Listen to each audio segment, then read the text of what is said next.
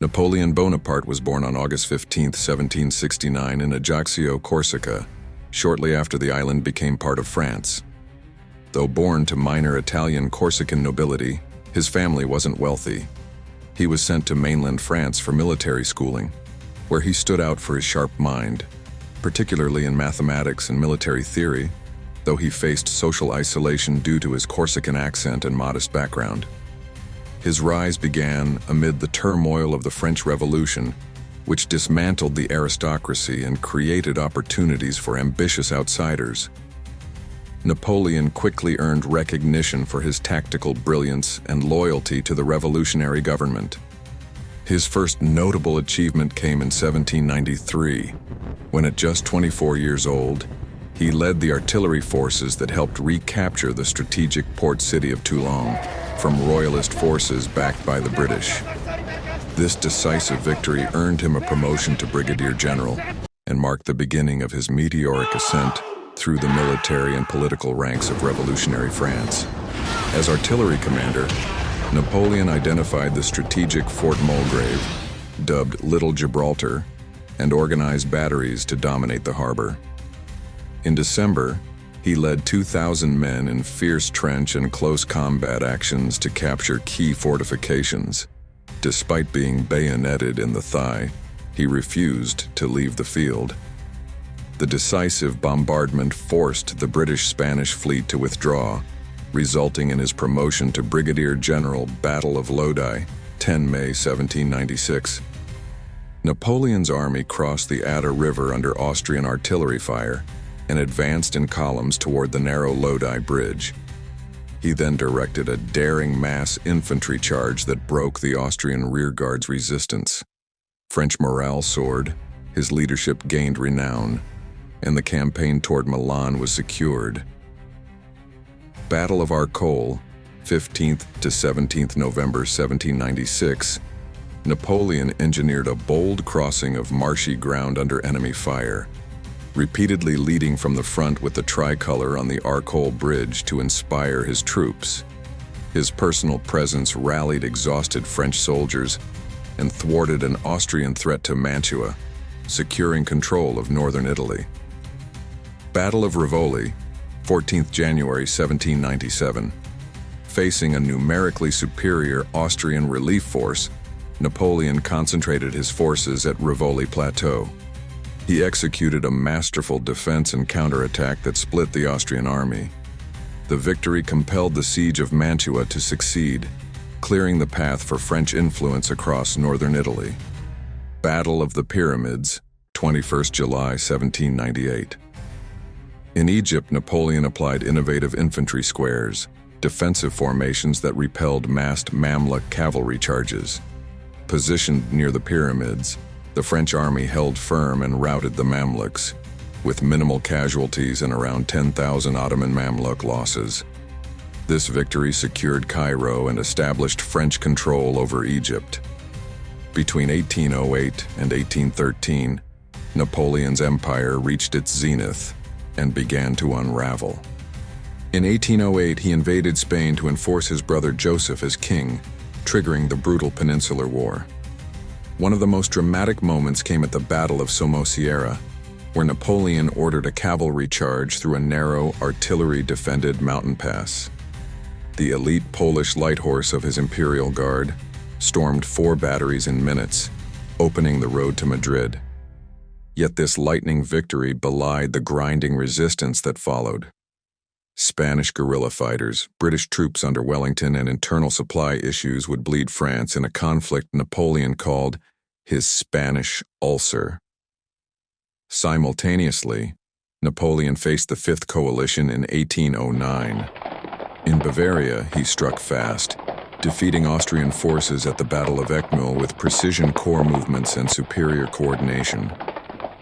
This opened the way to Vienna, but Austria regrouped.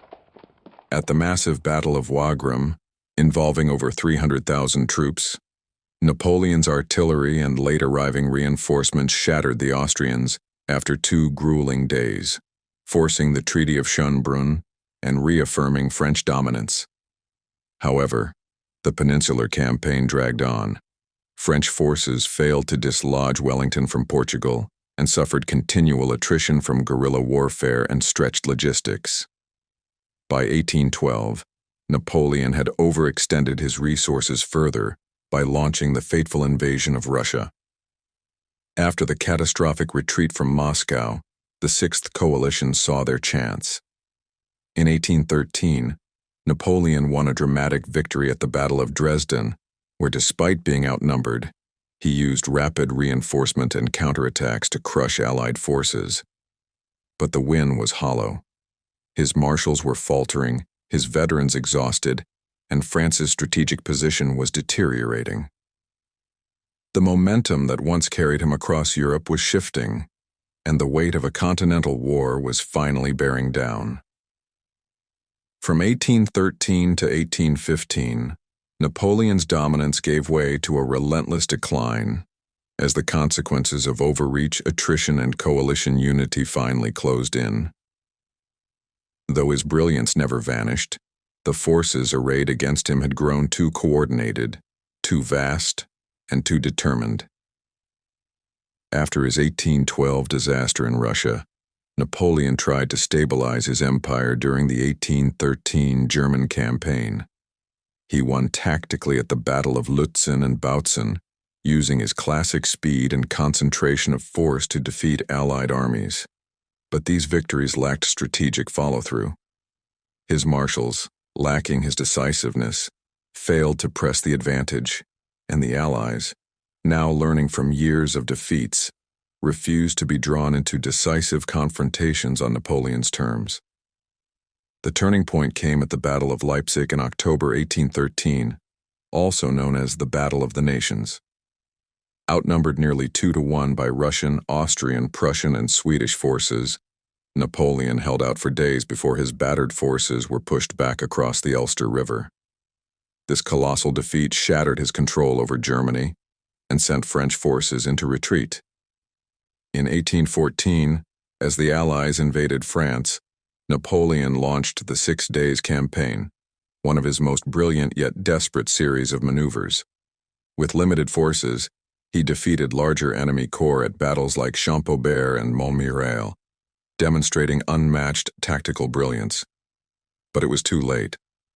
The Allies advanced on Paris, and in April 1814, he was forced to abdicate and exiled to Elba. Remarkably, he returned in 1815 for the famous 100 Days, rallying the French army and reclaiming power. His final stand came at the Battle of Ligny, where he defeated the Prussians, his last battlefield victory. But 3 days later at Waterloo, due to poor coordination, delayed attacks, and the timely arrival of the Prussians under Blücher, Napoleon was decisively defeated. Captured and sent to St. Helena, he would never return. In those final campaigns, Napoleon remained tactically brilliant, but was overwhelmed by the sheer scale of resistance, a fatigued nation, and his own ambition. His decline was as dramatic as his rise, etched into history not only by defeat, but by the relentless will he displayed until the very end. Napoleon's decline was not just a sequence of lost battles, it was a collapse of the entire imperial system he had built, accelerated by exhaustion, internal fractures, and personal disillusionment. By the time his military fortunes turned, the once dominant figure of Europe was surrounded not only by emboldened enemies, but by diminishing loyalty and growing isolation at home. Politically, the empire Napoleon forged was held together by fear, military success, and centralized control. As defeats mounted, his authority eroded. Former allies defected, client states turned against him, and revolutionary nationalism, ironically inspired in part by his own reforms, fueled resistance across Europe. His bureaucracy, though advanced, struggled under the weight of endless conscription, war taxes, and a population increasingly weary of bloodshed. His personal life, once a source of strength, mirrored his unraveling. Napoleon's marriage to Josephine had been a complex blend of love and political necessity. When she failed to produce an heir, He divorced her in 1810 and married Marie Louise of Austria, sealing a temporary alliance with the Habsburgs. Though she bore him a son, the King of Rome, this dynastic move alienated parts of his inner circle and failed to solidify long-term loyalty from Austria. After his abdication, Marie-Louise refused to join him in exile, further isolating him emotionally.